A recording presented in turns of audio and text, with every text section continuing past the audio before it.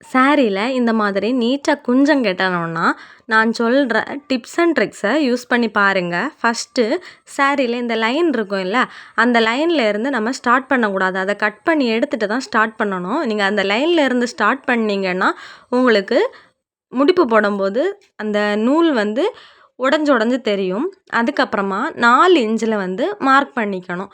Mark பண்ணிட்டு, இந்த கரை பகுதியில 2 பக்கமும் இந்த மாதிரி எட்ஜஸ வந்து லைட்டா கட் பண்ணி விட்டுருக்கணும். அதுக்கு அடுத்தது நம்ம நூல வந்து ஃபுல்லுமே இந்த மாதிரி பிடிச்சு இழுக்கக்கூடாது. இழுக்கிற நேரம் லைட்டா அங்கங்கேயா சுருக்கு விழும். அந்த மாதிரி இல்லாம இருக்கக்கு, இந்த மாதிரி 4, 5 பார்ட்டா வந்து நம்ம கட் பண்ணி எடுத்துட்டு பிரிச்சோம்னா, நமக்கு பிரிக்கவும் ஈஸியா இருக்கும். வேலையும் ஈஸியா முடியும். இந்த மாதிரி ட்ரை பண்ணி பாருங்க.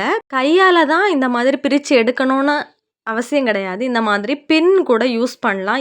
யூஸ் பண்ணி இந்த மாதிரி பொறுமையா நூல பிரிச்சு விட்டு எடுத்தோம்னா, நமக்கு நீட்டா பிரிஞ்சு வந்துரும். முக்கியமா இந்த மாதிரி குட்டி குட்டியாட்டு கட் பண்ணிட்டு எடுத்தீங்கன்னா தான் உங்களுக்கு ஈஸியா வேலை முடியும்.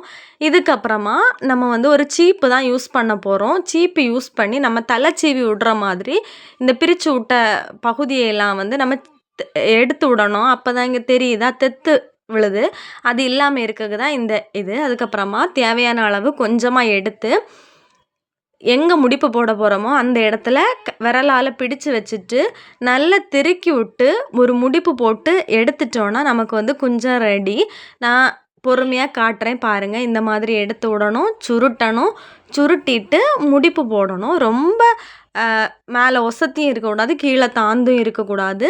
இடையில டைட்டா ஒரு முடிப்பு போட்டிங்கன்னா, நீட்டா ஃபினிஷிங் வந்து சூப்பரா இருக்கும்.